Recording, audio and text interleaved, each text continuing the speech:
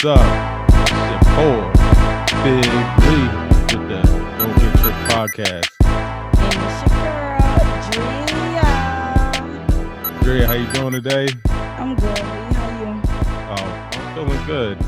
Excited for this conversation. How about you? Man, I'm very excited. When you sent me this information, I'm at work, man, I couldn't sleep. I'm reading up on them. So I'm very excited to have him here and to let everyone, get to talk to him. Well, we get to talk to him and everybody. Yeah, get to hear his information and his side of it. Yep, and we interviewed a couple, Sean and Pri, and they were a great interview. I had a chance. You actually end up having to miss it because of obligations, but like I said, I had a great interview with them, talking with them, a great conversation. But without further ado, we'd like to introduce Ari Nagel. Ari, how are you doing? I'm doing great. So happy to be here. And we appreciate it. Very thankful. Like I said, you want to tell the people a little about yourself? Sure. So 45 years old, and I have 16 women currently pregnant. I have women pregnant in New York, New Jersey, Connecticut, Pennsylvania, Maryland, North Carolina, South Carolina, Alabama, Florida, Texas, and Tennessee. And I have 72 children that were already born. 2 of them are due this month. I have two due dates on December 30th. They're both due on the same day, but we don't know if they'll deliver. One's in Jersey, one's in Connecticut. And today's my son's birthday. Shout out to him. He's 2. He lives in Delaware. And I actually got my son is about to turn 2 next week on the 22nd. So in case y'all don't understand, Ari, like I said, he had 72 kids with 16 on the way. That's right. With 16, so get him up to 86 or 88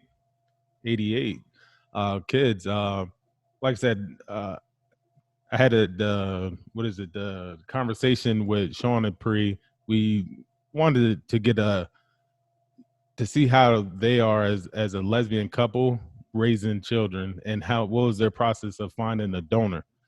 And within that, at that point, I didn't know who you were or knew nothing about you until, I'm doing my research on them. And I'm like, oh, this guy has, I think at the time it was 50-some kids that I had read online. And I sent it right to Drea, and I'm like, yo, you got to look at this. This guy has, like I said, 70-something kids, and one of the donors, for the interview, the conversation we had, so sparked my interest right away. So I'm like, and then she hit me back. Like I said, she talked about how she was up all night. We work overnight, so we get to stay up and do a bunch of research at our job, and we got off work and she's still up. that's how interesting you were, that she stayed up. So my thing is, what made you start to donate? You know what? I have a 17-year-old son, and he's actually starting to do a little payback because until now I've just been giving to him, but lately he's been picking me up and dropping me off from the airport at all these ungodly hours. Of course, you caught me now. I'm in Georgia, but not the state, the country. So I'm in Tbilisi. It's 11:30 at night, although 2:30 for you. And I'm here helping a woman to conceive. She's not from Georgia, but we're here in Georgia to use the fertility clinics here. Of course, I don't know why she couldn't ovulate in the summertime when it's beautiful here. They have a gorgeous Black Sea, and it's a magnificent country. It's super cheap, great food. But of course, now it's just freezing cold, and there's no redeeming qualities for Tbilisi in the wintertime.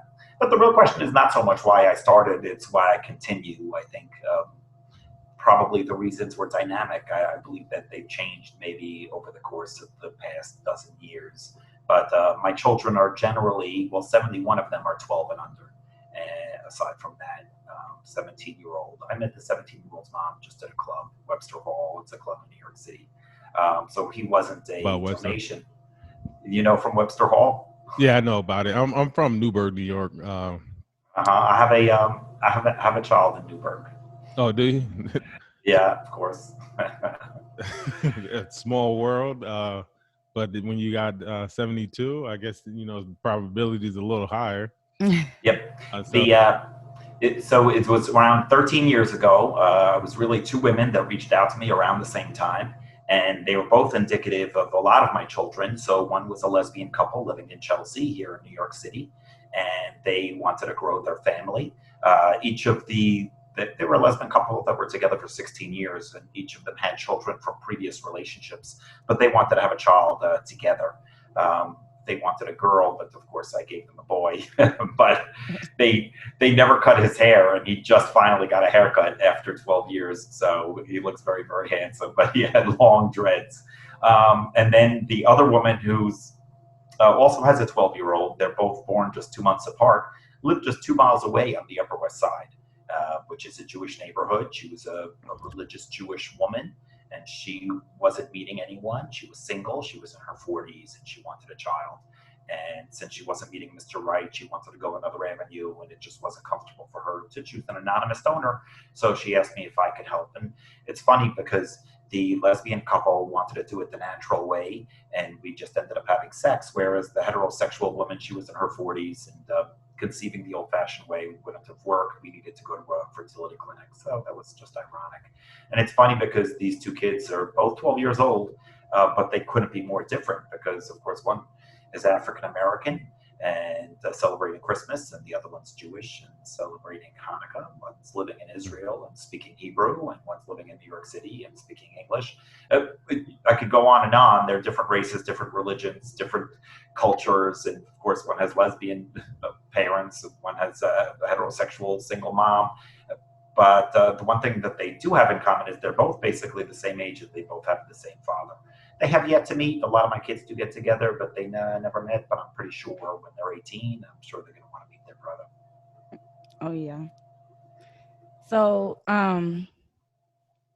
one of my interests was, I seen where you don't like make them sign contracts or anything like that. How do you protect yourself? Like I seen that some women actually put you on child support. So how do you? I don't protect myself. That's not part of the issue. Unfortunately, there's really no way to protect yourself. It's possible if I was an anonymous donor, obviously, to protect myself, and those contracts would hold up because I'd be anonymous. But as a known donor and the way we're doing it, there is no way to protect yourself. Even if I asked this woman, this lesbian couple from Chelsea, not to sue me and had them sign paperwork, in the end, they could go back on their word and sue me, and they did. It wasn't even an issue. If you're the father, you pay. In the end, ultimately, they always look at what's the best interest of the child, and it's the child's right to sue. So if the mother sues on behalf of the child never signed the contract with me, and the family court doesn't respect it. There are some states that now it's changing a little bit. For example, had we used a clinic, maybe in California, it's possible that those family court judges would have respected a contract that was made. Of course, now lesbian and gay marriage is legal, so it's possible I might be a little bit more protected if the couple was married and there's already another mom on the birth certificate. Of course, none of this was really possible a dozen years ago. The one way you can protect yourself that's foolproof is if your money's already going to child support, then they can't take it. So the vast majority of my income's already going to child support. So I'm less concerned about another mom suing, because even though they always sue in New York because the laws are very, very good to the one who's suing. For example, most states it's 18. New York, it goes till 21. Of course, it'll still include college. New York is also a minimum pay state, so even if I wasn't earning any income or if all my money was already taken away in child support, they could still actually have me court ordered to pay more than what I earn. So the vast majority of the women, even though they're spread all over the country, they always do decide to sue in New York because it's so beneficial to them. But there was no contract. If there was a contract that I was able to sign to protect myself, yes, of course I would have signed it. If another mom does sue me, they wouldn't really get that much because more than half my salary is already garnished. So they would get 17% of what's left of my salary, which isn't all that much. Okay. Going back, so you said you got a 17-year-old son. That wasn't part of donating, though, right? That's correct. That was just met a girl, had it, and then 5 years after that is when you became the Sperminator. I suppose so. Although I didn't really get the moniker the Sperminator until I hit like 20-something kids. It was Father's Day, and the New York Post was doing a Father's Day story, and they the ones who named me the Sperminator. I could do without the name. I think most of my kids just call me Dad. Yeah, and I seen you try to be in most of, not all of the kids' life, and you leave it up to the mother to decide. Yes, some kids I see all the time, and some I've never met. It's always up to the moms, but there's really only a handful of moms who chose to not have me play some kind of role. Sometimes it's a little more active.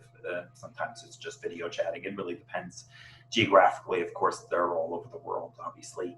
I'd love to be a father to this child that I'm going to be making in Tbilisi, Georgia this weekend, but this woman doesn't live in Tbilisi, Georgia. She lives in Europe. I don't know what kind of role I can play, but at the bare minimum, I think I'll do a better job than maybe a frozen anonymous sperm donor. So even if I can't be a full-time dad, and I know that's what's important to this woman who's flying me all the way out to Tbilisi, and I'm here in the middle of a quarantine, is that she wanted the child to know who the father is. And of course, I'll always let the child know how much I love them, even if I can't really tuck them in at night.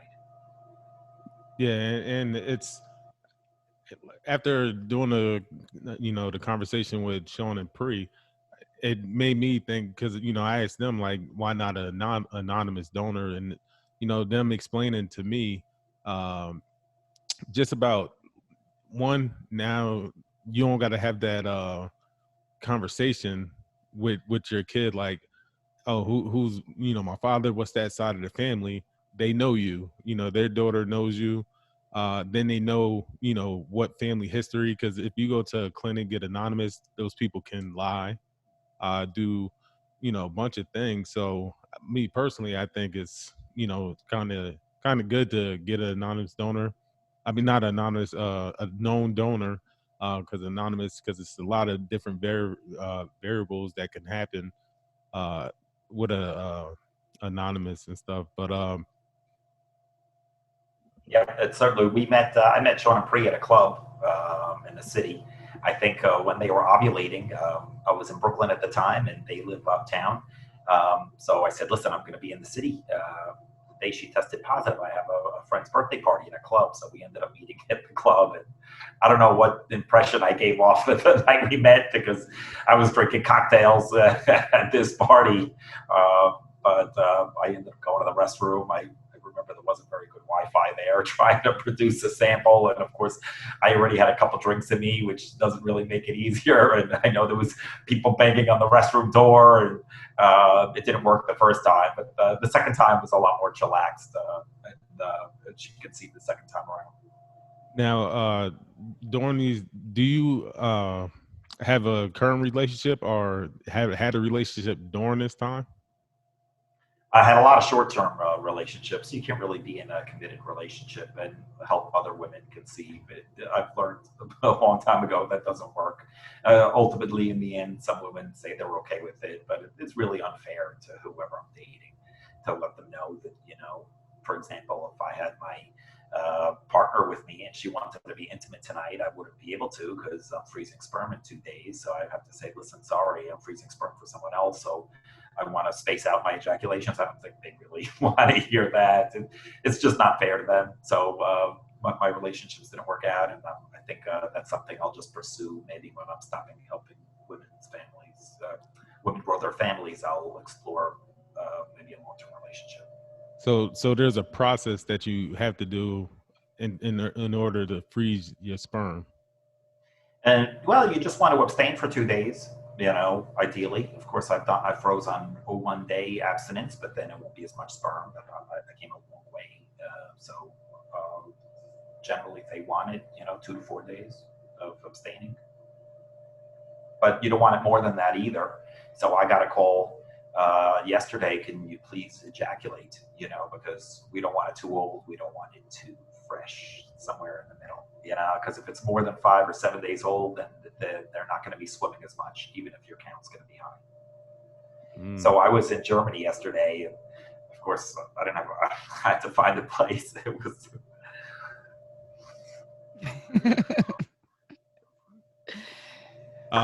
So, and I seen the episode when you was on Maury, and so you said your sperm has worked in other cases where IVF didn't work. Well, Maury gives you a script to read, so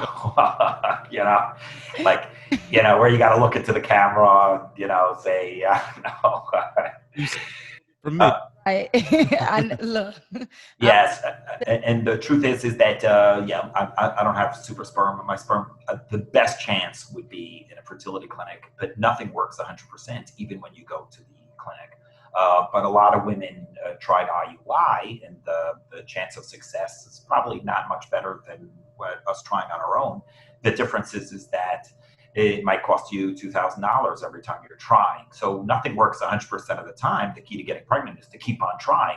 So if a woman is trying to conceive, they could try with me. If it works the first time, great. If it works the 5th time, that's also great. It doesn't really matter. But when you got to plunk down a few grand every time you try, and then you're quickly dwindling your savings, then all of a sudden the clinic's not necessarily the option. The issue is that for the vast majority of women in this country, they don't have fertility coverage included in their insurance. Even if they do have insurance, I'm not talking about, obviously Medicaid's not covering any fertility, but even private insurance, most states don't mandate any kind of fertility coverage, and they don't include it. There are a few states that mandate fertility coverage, so chances are if you're an employee in New York or New Jersey or Massachusetts or Connecticut, chances are your job would include fertility coverage, but for most women in the country, that's not the case. Okay. December 1st, I went to Barbados to help a woman there, but the woman was from New Jersey. December 3rd, I went to, a lot of the traveling that I'm doing is not because I have to travel to the woman. A lot of the time, it's just because we're going abroad to go to fertility clinics there, because fertility doctors in the U.S. make $1 million a year, and abroad they just make a normal salary, so it's considerably cheaper. I went to Russia last month, and the woman just lived a bike ride away from me, but she needed a fertility clinic to conceive, so it was more cost effective for us to buy a flight to Russia and use the fertility clinic there. She ended up paying $23,000 plus the cost of medication in Russia. But if she would have done that exact same procedure in the U.S., it would have been considerably more. Of course, the vast majority of women don't pay anything. They're paying sometimes 79 cents for a soft cup, maybe a swipe on a subway. But generally, it doesn't cost them anything. It's really only if they're in their 40s and they struggle with fertility that they would have to pay that expense. It's generally not $23,000. Although I was in Tennessee December 3rd for an IVF, and there she paid, I think, $100,000. In the U.S., it's much more. The reason it was $23,000 in Russia is because she paid for a guarantee. That means they guarantee a live birth or your money back, so that's why they charge a little more. But there's a chance they'd have to give it back if it doesn't work. So I know you're a professor. So how do you have time to do that and also travel around the world and donate sperm?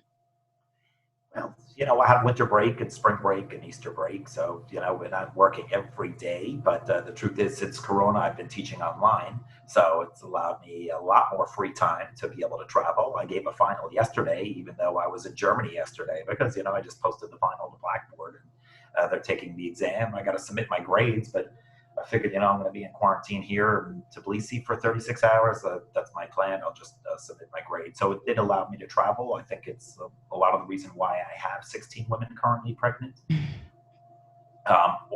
Virtually all of those were conceived during the pandemic. Flights got extremely cheap. So we had women that were reaching out to me for years, but really just couldn't afford the ticket to Houston, for example. But then when tickets to Houston were $20, they were like, well, now it's in the budget. Can you come out? And I didn't really have any issues with work, whereas normally I would only be able to go there Friday, Saturday, or Sunday, you know, or maybe they'd have to wait till my winter break, or, you know, I have 3 months off in the summer and 3 months off in the winter, so I'm not working that hard even without Corona. But with Corona, of course, I could travel 12 months out of the year, and I have been.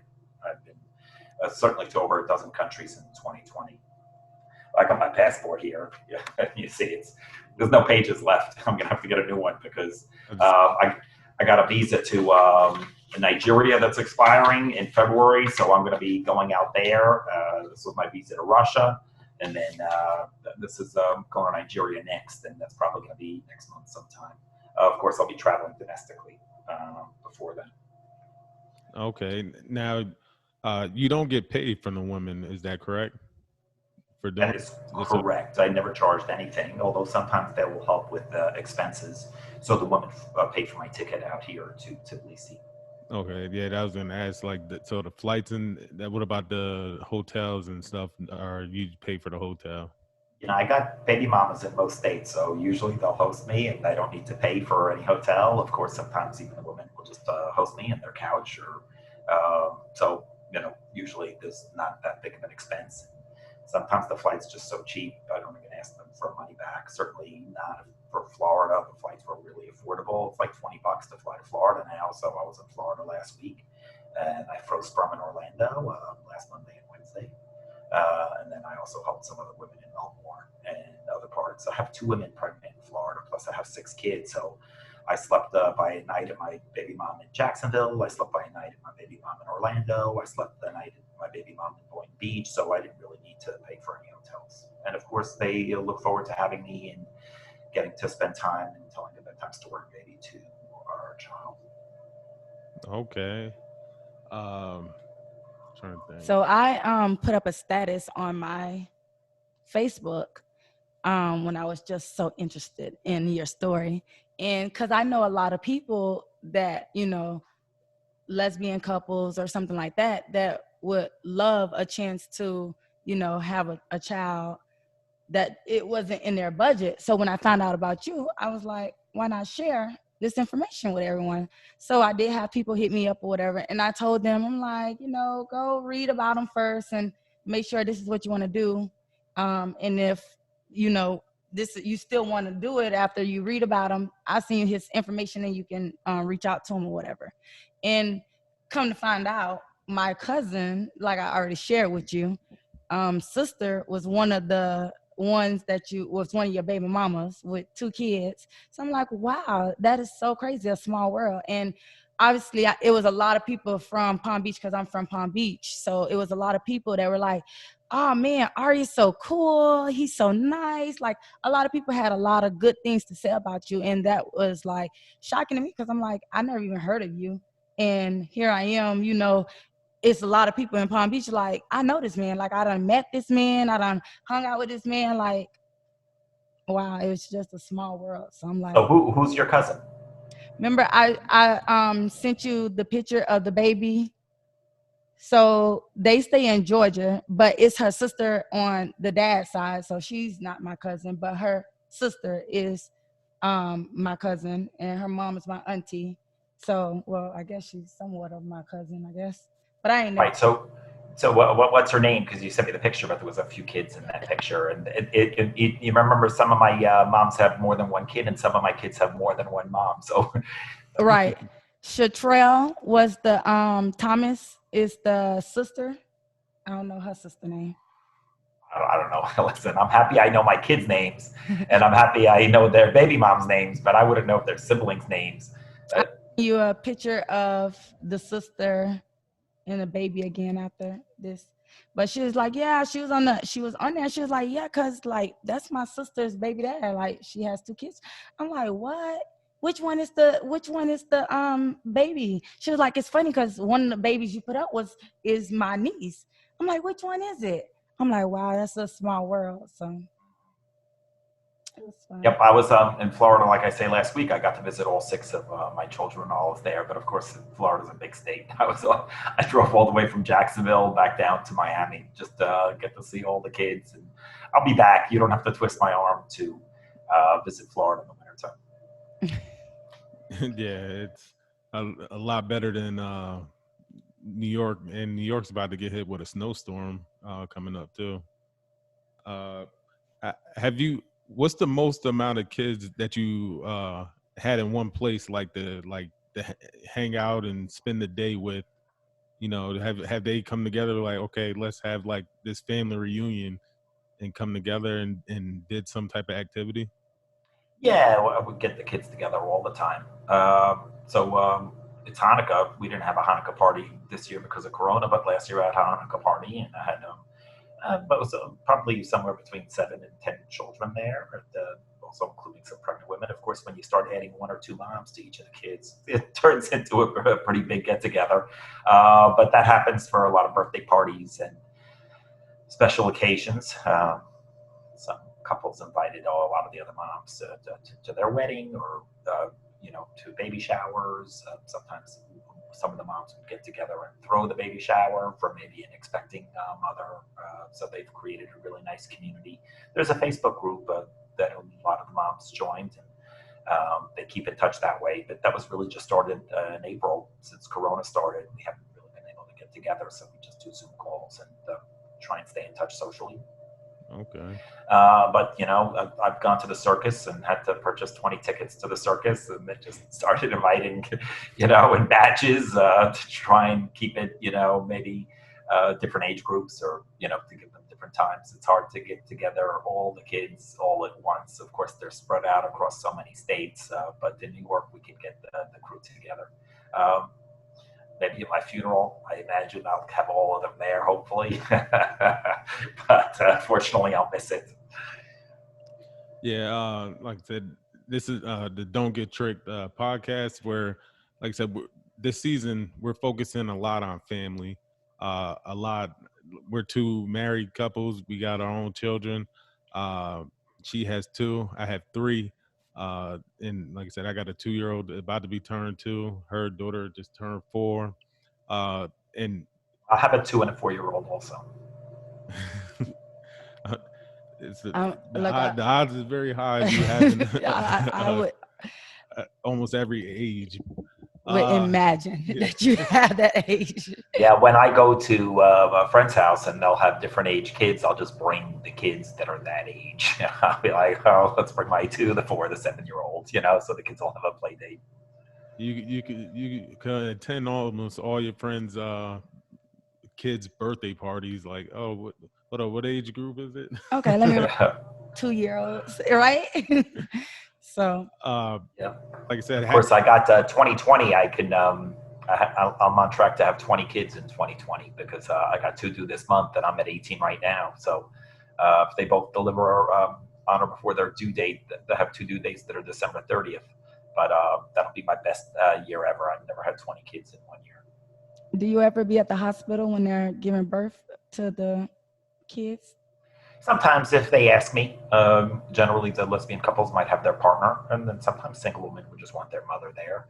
Especially now with Corona, there's only allowed 1 other person, so when they have to pick and choose. But I've been to the birth. If they ask me to be there, I'll make an effort to try and be there. Okay. So I know you said that age 50, was it 50 that you wanted to stop doing this? Are you still on that path, or? I think I said I'm not going to be doing this when I'm in my 50s, Yeah, you're not. Yeah, I don't really have an age of when I'll stop, but yeah, it'll be before I'm 50. My dad stopped having kids at 46, so that gives me another year. That's when he had my younger sister. Yeah, there's increased health risks, I think, as the age of the male gets older. So obviously you want all your kids to be healthy. I think it'd be different if you're starting a family of your own, then maybe you take some of those additional health risks. But when you're helping someone grow their family, you want to give them the best chance at a healthy child. So, I know it's tough. My parents have 99 grandchildren, so they'll be hitting 100 this month. So that'll be exciting. Wow. Are they excited about that? I think they're more ashamed than excited. They Yeah, would like me to settle down and get married and have a family the traditional way, just like my four brothers and two sisters did. yeah, that because that was gonna be like, how does your family and friends perceive, you being a donor and having all these children, and if there is criticism, how do you deal with it? My family and friends don't all think uniformly, so they have lots of different opinions, and some are more accepting, and some are less accepting. I have a very close relationship with all of my family members, but of course, some of them are just very embarrassed and ashamed about my lifestyle. But it varies. I went to my sister 2 days ago for a Hanukkah party, and I brought three kids so the kids could play with their cousins. And then some of my siblings have never met any of my children, so it's up to them, and I don't push. Of course, my parents are in their 70s and they're very old-fashioned. They have met some of my kids, but they don't really have a relationship with any of them. But they have 27 grandchildren without my children, so they're pretty active in their lives. And I understand that it's probably not the way that they were taught to have a family, and it's a modern family, and they're religious, and I think it poses a lot of challenges for them. So I'm not pressuring them to play a role in my kids' lives. We still get along and love each other, even if they're not really accepting of my lifestyle. Now, do some of the children take your last name, or is that? It's up to the moms, and a lot of them did. Most of them didn't. Sometimes they put multiple last names. I'll be like, listen, you gotta choose or pick. Some of them took my first name. Some of them took my middle name. My first name is Ari, so I have lots of different variations, including an Ari Jr. And of course, the couple you interviewed, their daughter is Kari, and then I have an Aries, and then I have three Arias, and I have an Ariel and an Ariana, and a Kari. Anyway, there's a lot of variations of Ari there, and then I have a handful of kids with the middle name Lee. So I have a baby born this summer with the middle name Lee, and then I have a daughter whose birthday is in 3 days. Her name is also Lee. So I got a couple of Lees.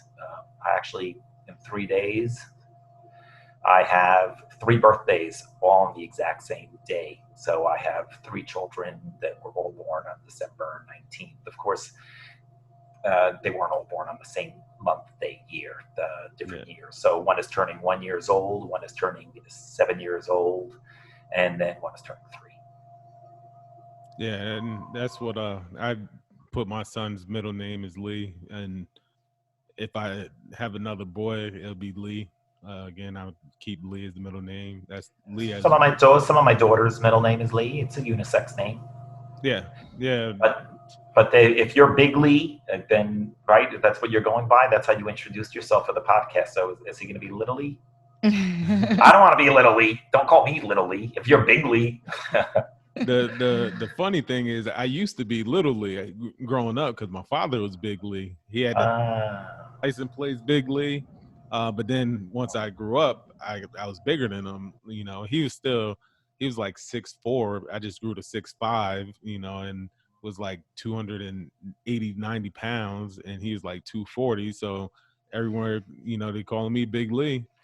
And so my son, is Mateo, so we don't call him by his middle name, but I mess with his mother and call him Lil Lee and stuff. Oh, that's not his name. My 17-year-old son has a middle name Lee, and he passed me because I'm 6'2", he's 6'5", so I guess we gotta call him Big Lee.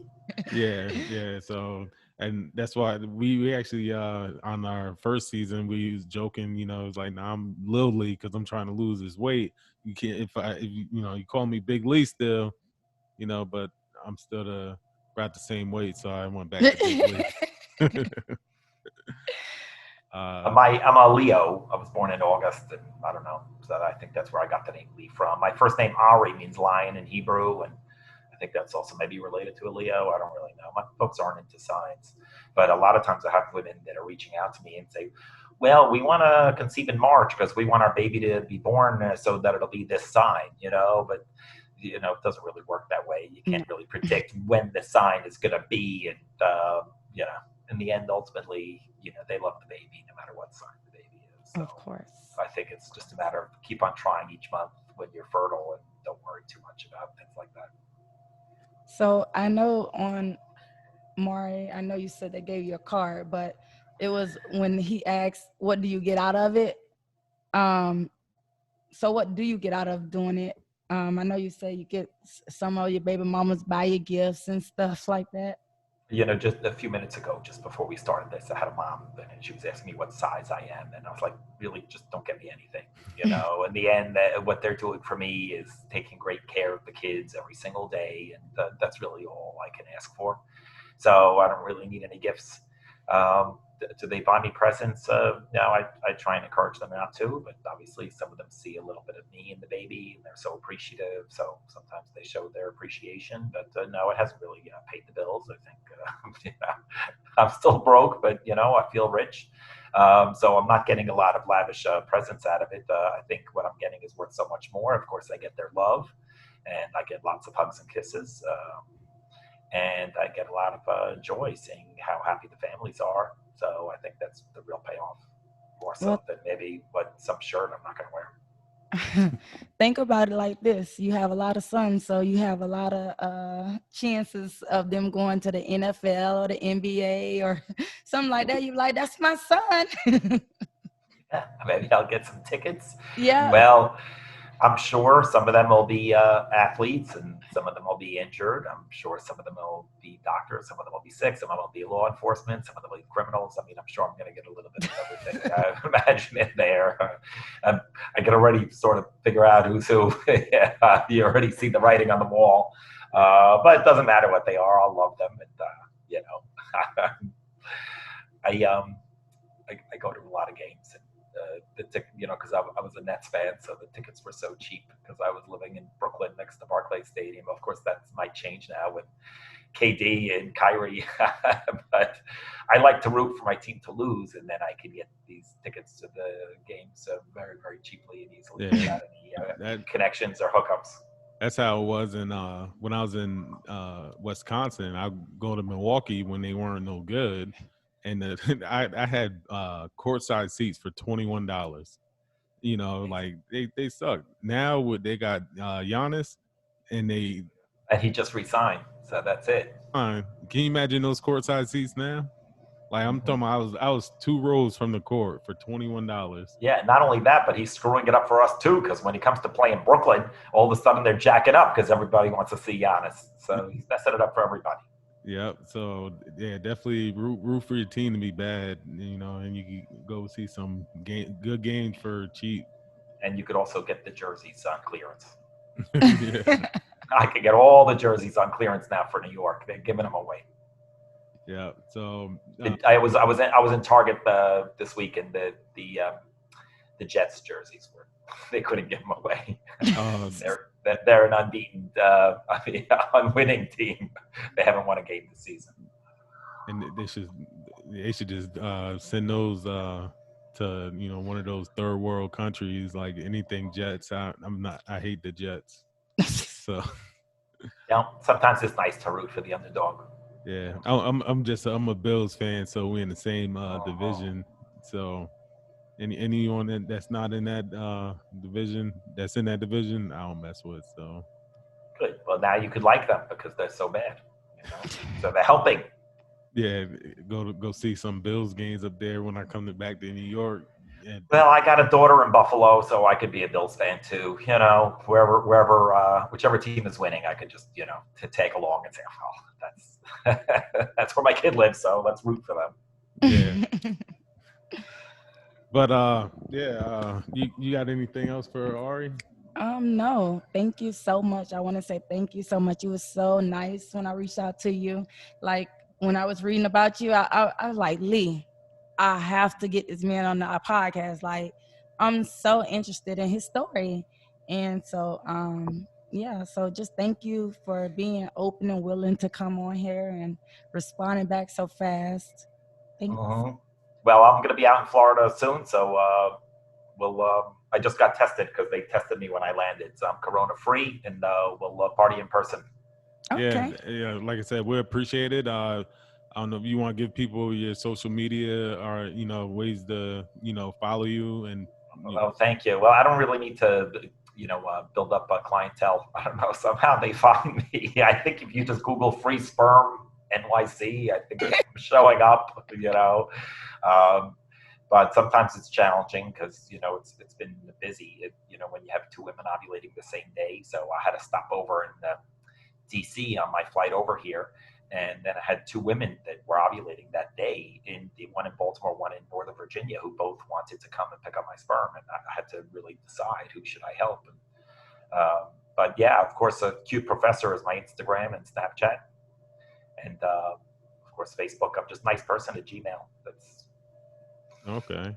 They didn't verify that I was a nice person before I got that email. They just if it's available, they give it to you. Yep. And then you can find Mrs. Members and LA the King 3 on Instagram, and the Don't Get Tricked IG. Our website is coming soon, www.dgtpodcast.com. Once again, Ari, we appreciate everything that you're doing in terms of, like I said, producing the children and being a part of it, their lives. It's a wonderful thing that, because could easily just be like, hey, I'm gonna donate and then I'm out of here, but just being people call me a great dad. Sometimes the moms keep on calling me that, and I already know I'm a miserable dad. I'm barely a replacement for a full-time real father. I mean, I do my best, but when you have 72 kids, and then of course I'm going to be hitting 88 pretty soon in 9 months if they all carry a term, there's just no way I can be a good father to all those children. But I think I'd like to do a better job than maybe a frozen anonymous, sperm donor who, the kids might suffer from identity issues of just never knowing who their father is. At least now they'll know me. They'll know that I love them, even if they didn't have a close relationship. I was supposed to have an 8-hour layover in DC to visit my son who lives there. And of course I had to cancel. It was tough because I had some corona issues. They just weren't the flights. They were giving me a hard time. So they didn't let me on my first flight and they delayed it. Traveling internationally is very challenging anyway. And then I had to put in this call, and even visiting these 6 kids in Florida, a lot of those, kids cried when I left, I mean, it made me feel nice that, wow, they're going to miss me. But, it also made me feel sad so much that these kids don't have what they really deserve, which is maybe a full-time father. So I don't know if I'm doing the right thing. I'm just doing my best and making it along. And of course, we talked about your name, but of course I have a baby mom who has your name, Drea. And it was her birthday this week, so we could give her a shout out. Happy birthday. Happy birthday. Yeah. And then, of course, I have my son in Delaware whose birthday is today, Adonis. So we give him a shout out too. You should interview them. They're a cute couple. Yep. Happy birthday. I hope he enjoys. Yep. So the baby turned 2 and the mom is still breastfeeding. So that's quite a big accomplishment. Yeah. I couldn't do that breastfeeding. Because she posted a video today and the kid was like motorboating and making like fart sounds on the tits, just cracked me up. Too much. I couldn't keep up with him. Like, no. I'm like, son, let me get your bottom. So, but yeah, like I said, we can all do better, but the things you're doing for like these women that want, the children that for some reason, whether they're a lesbian couple or they're single, like I said, you giving them satisfaction, and to me, bringing, peace into the world with them, and just, giving them an opportunity to, achieve a dream or something they really want. So thank you for doing that. And once again, thank you for being a part of our podcast. Okay, terrific. You bet. Thanks so much for having me. It was really nice meeting you both. All right, same. And when you're in Florida, look us up. We live in Port St. Lucie. That's further north, right? It's north of West Palm. It's south of West Palm, right? Yeah, it's like. Yeah. I passed it. There's an exit in between, my Orlando. It's nice over there. All right, I've got my Speedo on. I'm ready. All right, we appreciate you, and it's the Don't Get Tricked podcast. We out.